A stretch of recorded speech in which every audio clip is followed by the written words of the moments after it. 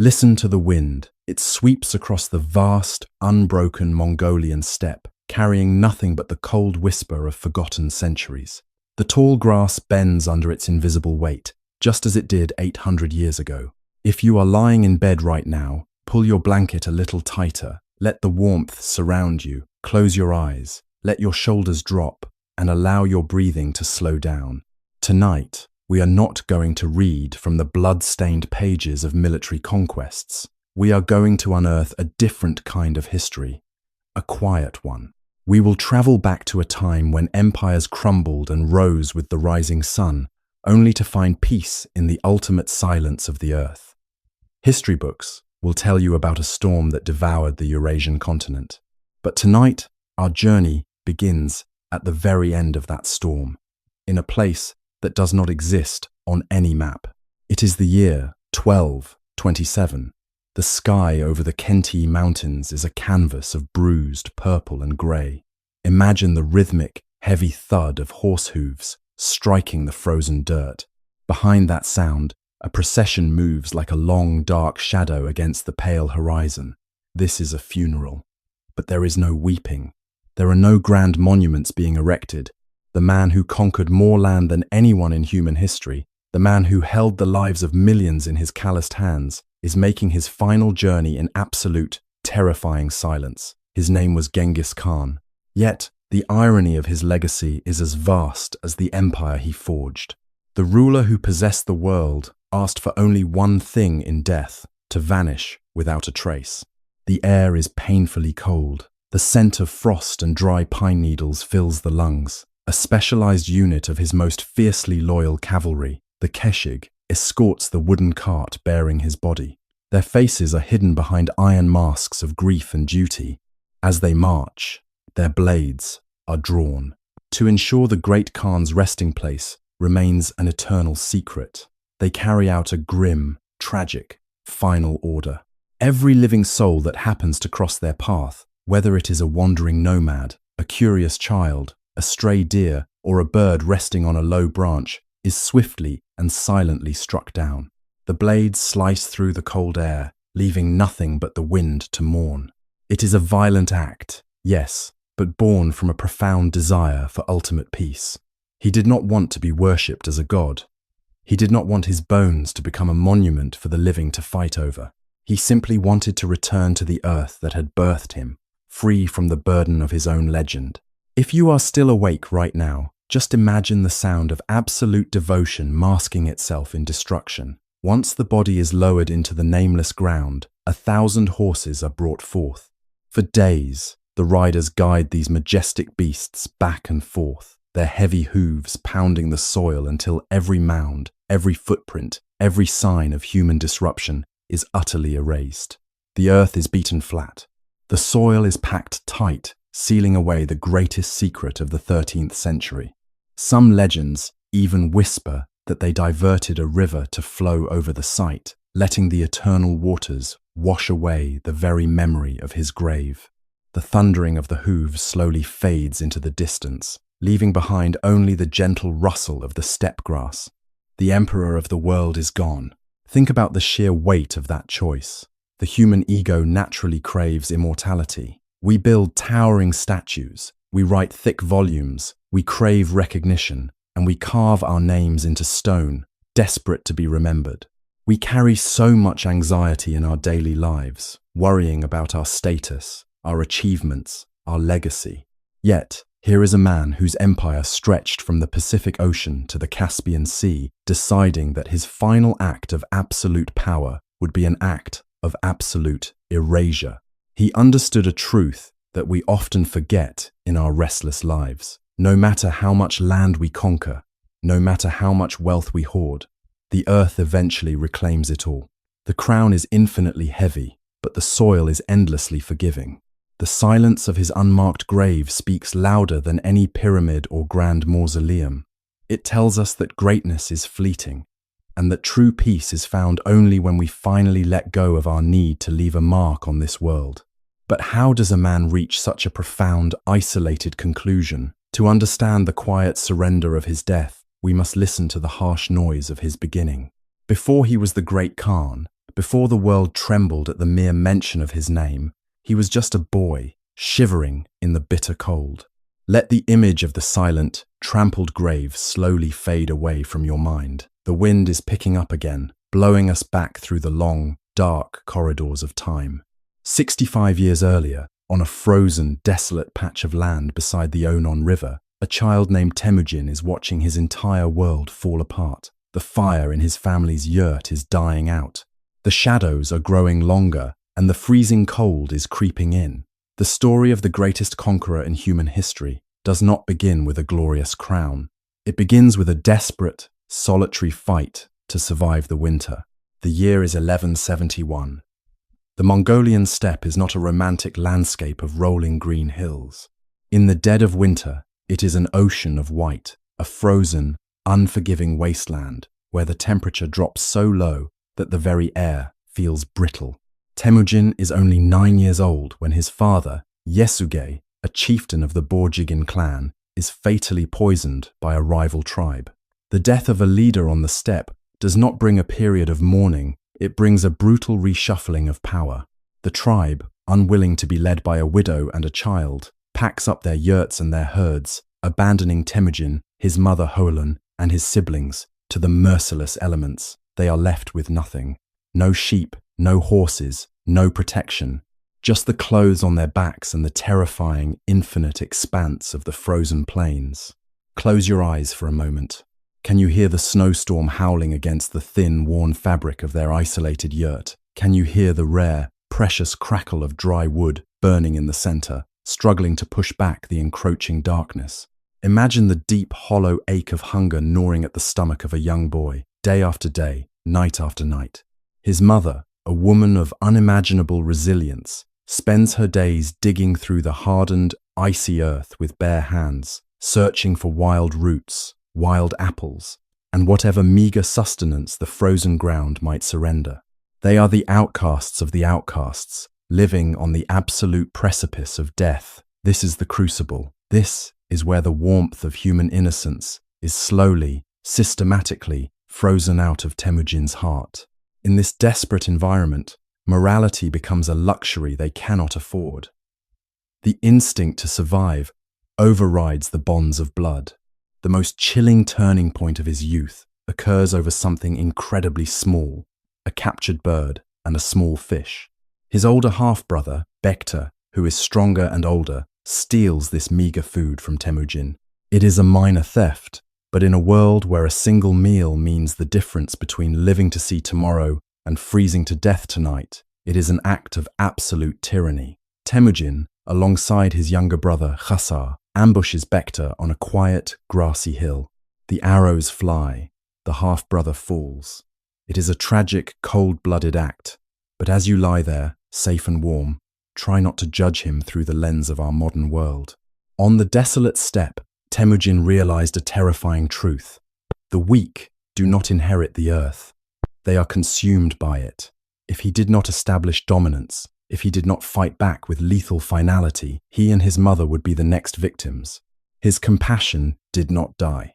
It simply retreated deep inside, replaced by a permanent, impenetrable armor of cold logic. We often look back at historical figures, especially conquerors, as monsters born with an insatiable, demonic thirst for blood and world domination. We imagine them dreaming of empires from their cradles. But if you look closely at the shivering boy holding the bow, you will not see a megalomaniac. You will see profound trauma. His entire upward climb, the relentless accumulation of power that would define his life, did not stem from a grand, evil vision of ruling the world. It was a trauma response. It was the pure, unadulterated instinct to survive.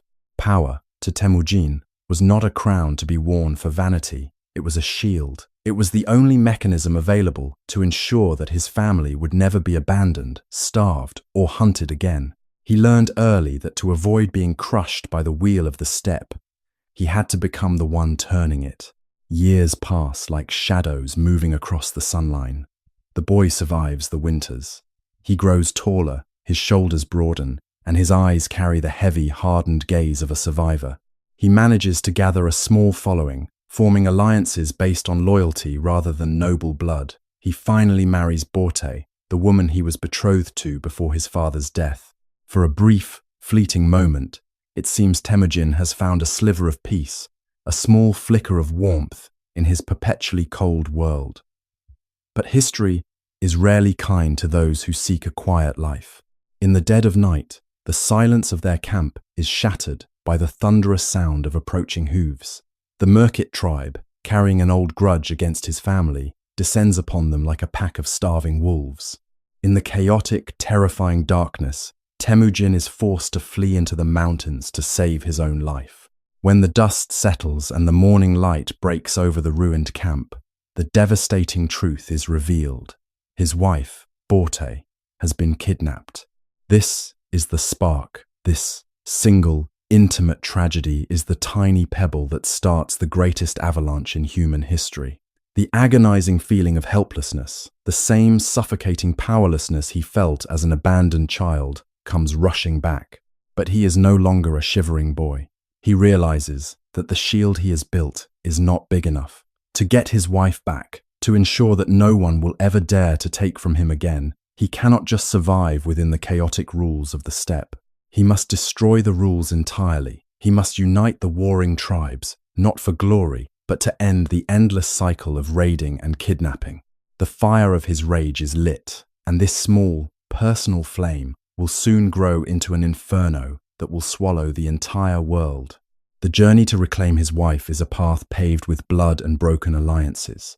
Temujin swallows his pride and seeks the help of his father's old blood brother, Togrul, and his own childhood friend, Jamuka. Together, they unleash a devastating raid on the Merkit camp.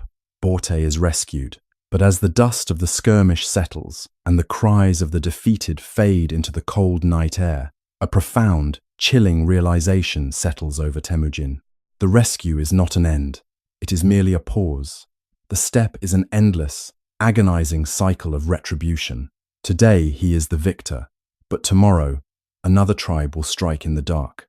The only way to truly protect his family, to ensure that the nightmare of his childhood is never repeated, is to break the wheel entirely. He must gather all the scattered, warring tribes under one banner. He must become the storm itself. The paradox of his rise to power is one of the most fascinating aspects of human history. The man who is often remembered as a ruthless, uneducated barbarian was, in reality, a visionary architect of order. While the civilized empires of the world were obsessing over noble bloodlines and aristocratic privilege, Temujin built a system based purely on merit and loyalty. He dismantled the old tribal hierarchies. He did not care who your father was. He did not care about the purity of your lineage. If you were brave, if you were fiercely loyal, and if you possessed skill, you could rise to the highest ranks of his army. Consider the story of a young, unknown warrior from a rival tribe. During a fierce battle, this warrior shot an arrow that struck Temujin's horse, nearly killing the future conqueror. When the battle was won, instead of torturing the man who had almost ended his life, Temujin looked into his eyes and saw a fearless marksman. He spared him. He named him Jebe, which means the arrow, and made him one of his most trusted and brilliant generals. This was the magnetic, terrifying charisma of the man. He turned his most bitter enemies into his most devoted weapons. If you are listening to my voice right now, try to imagine the sheer logistical nightmare of uniting dozens of fiercely independent nomadic tribes. These were people whose entire culture was built on raiding each other. To bind them together, he needed more than just a strong sword. He needed a law. Thus, the Yasa was born. It was a strict, uncompromising code of conduct, written to tame the wild heart of the steppe. The Yasa strictly forbade the kidnapping of women, outlawed the theft of livestock, and established a system of diplomatic immunity. Perhaps, most surprisingly, it guaranteed absolute freedom of religion. In a world tearing itself apart over different gods, the Mongol camp became a sanctuary where Christians, Muslims, and Buddhists could sit around the same fire. The year is 1206. The wind sweeps across the vast plains near the Onon River, but today it does not carry the scent of blood. And it carries the low, rhythmic chanting of thousands of voices and the rustle of countless silk banners. A great council, known as a kurultai, has been summoned. All the chieftains, all the warlords of the steppe have gathered. They look toward a single figure sitting atop a platform of white felt.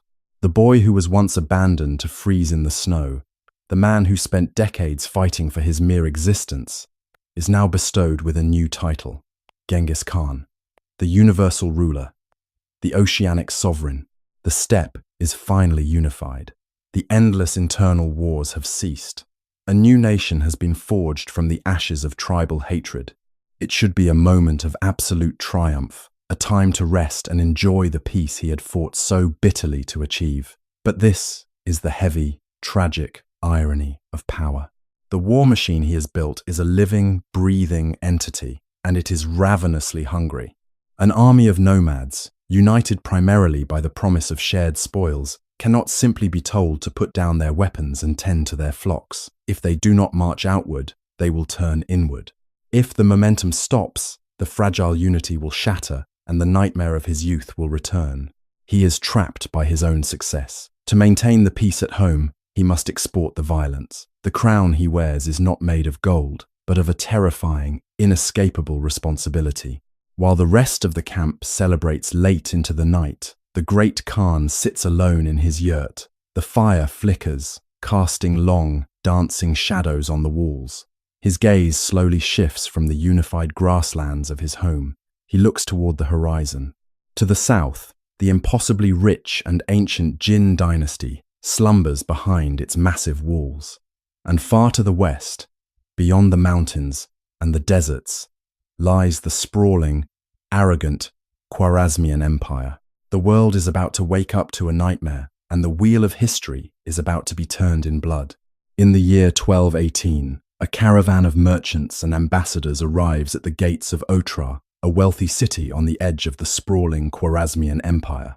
They carry silk, gold, and a message of trade from the great Khan.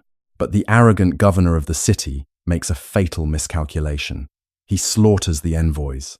He confiscates their goods. He believes he is dealing with a mere chieftain of uneducated nomads, far away in the dust. When the news reaches the Mongolian camp, the silence that falls over the yurt of Genghis Khan is heavier than any mountain. It is not a roar of blind, chaotic fury. It is the cold, calculated silence of an avalanche waiting to drop. He climbs to the summit of a sacred mountain, removes his hat, loosens his belt, and prays to the eternal blue sky for 3 days and 3 nights in absolute isolation. When he descends, the verdict is sealed. The terrifying wrath of the steppe will be unleashed upon the West. What follows is often described in history books as an apocalypse of blood and steel, a merciless storm that erased entire civilizations. But tonight, let us look at the ruins through a different lens, through the quiet sorrow of impermanence.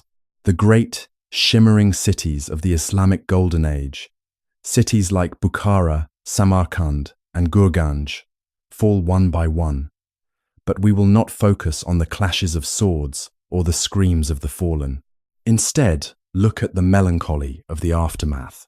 The sky above the desert turns an unnatural shade of twilight, choked by the thick smoke of burning palaces. The grand mosques, with their intricate turquoise tiles and soaring minarets, crumble slowly into the dust, returning to the earth from which they were built.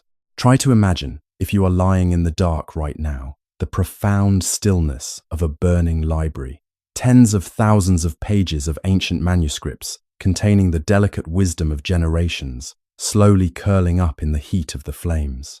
They float up into the cold night sky, transforming into delicate, silent black snowflakes of ash. These ashes drift down lazily, covering the empty streets and the faces of the statues in a soft, grey blanket. It is a terrifying, beautiful, and profoundly tragic silence. The world is being unmade, not out of pure malice, but out of a relentless, mechanical retaliation that has spiraled entirely out of control. The boy who just wanted to survive the winter has become a force of nature, leveling everything in his path. But as the borders of his empire stretch beyond the limits of human imagination, an immense, suffocating emptiness begins to settle into the heart of the aging conqueror. He stands in the center of conquered palaces, surrounded by more gold, silk, and precious gems than any man could ever count in a lifetime. Yet, the air at the top of the world is incredibly thin and freezing cold. The friends of his youth, the men who fought beside him when they had nothing but frozen roots to eat, are mostly gone. Jamukha, his blood brother turned bitterest rival, is dead by his own reluctant command. Togrul is gone. His mother, the fierce woman who dug through the ice with bare hands to keep him alive, has returned to the earth. He is the master of millions of souls, yet he has never been more profoundly alone. The shield he built to protect himself has grown so massive that it has completely blotted out the sun. It is in this state of profound melancholy, deep in the snowy mountains of the Hindu Kush, that the great Khan summons a man of peace. His name is Q Chuji, an elderly, highly revered Taoist monk from China. The conqueror of the world, a man whose very name makes empires across 2 continents tremble in fear, sits across from the frail monk in a quiet, dimly lit tent. He does not ask for military strategies to defeat his remaining enemies. He asks a question born from the terrifying, late-night realization of his own mortality. He asks for the elixir of life. He wants to know how to conquer the one enemy his invincible cavalry cannot outrun, the enemy that comes for us all in the dark, death itself. The monk looks at the most powerful man on earth with gentle, unblinking eyes and delivers a quiet, devastating truth. He speaks softly, his voice barely rising above the crackle of the campfire. There is no elixir of immortality, he says.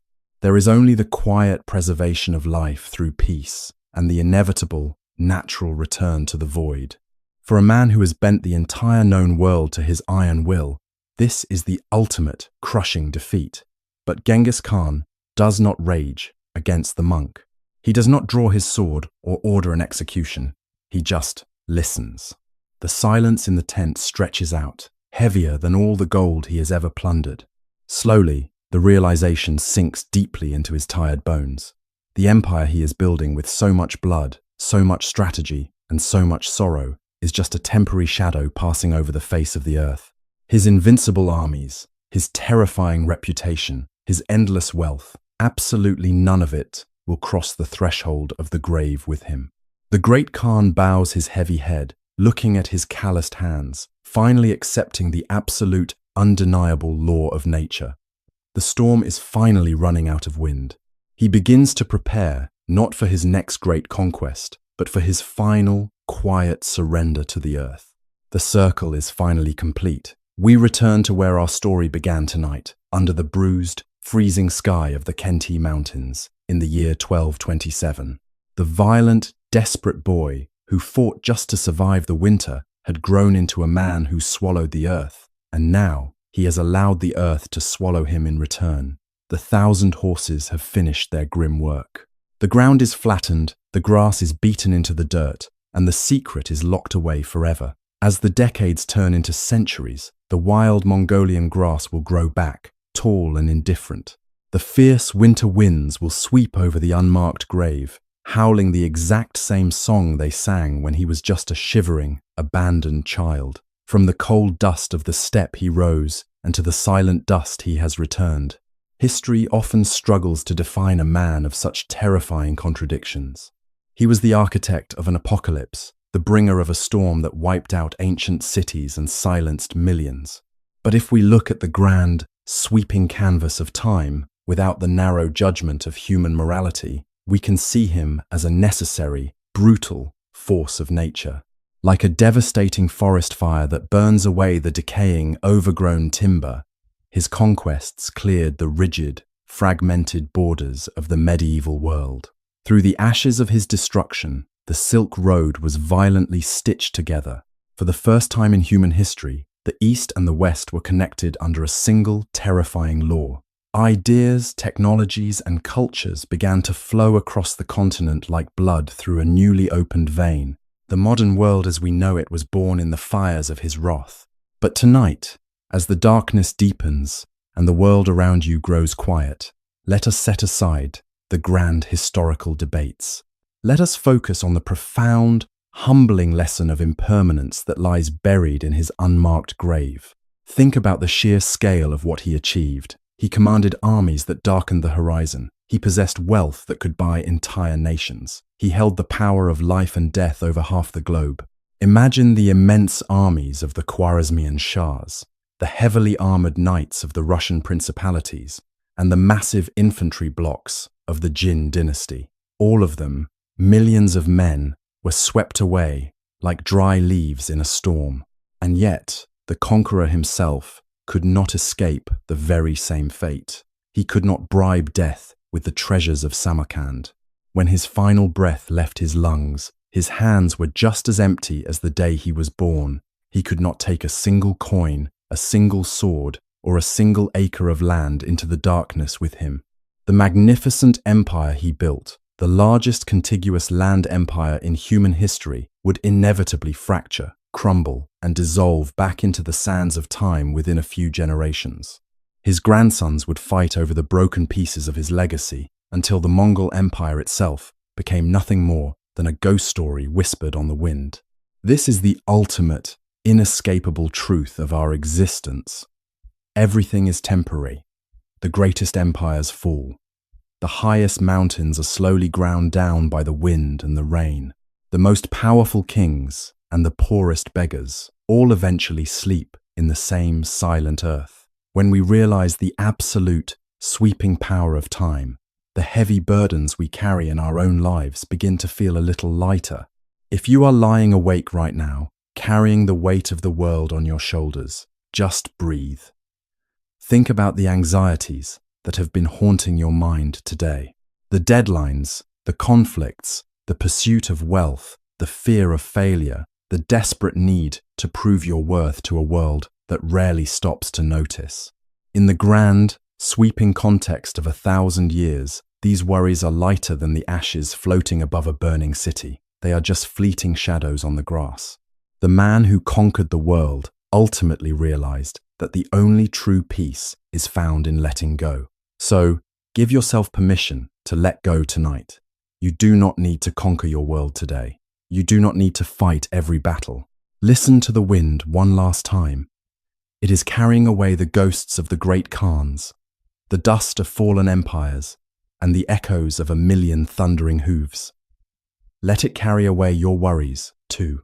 The night is deep, the steppe is silent, and you are safe within the warmth of your own sanctuary. Rest your tired eyes. Surrender to the quietness of the dark. If this journey through the shadows of time has brought you a moment of peace, consider subscribing to our channel so we can travel together again. Have a beautiful, deep sleep. We will meet again in another distant, quiet corner of the past tomorrow night.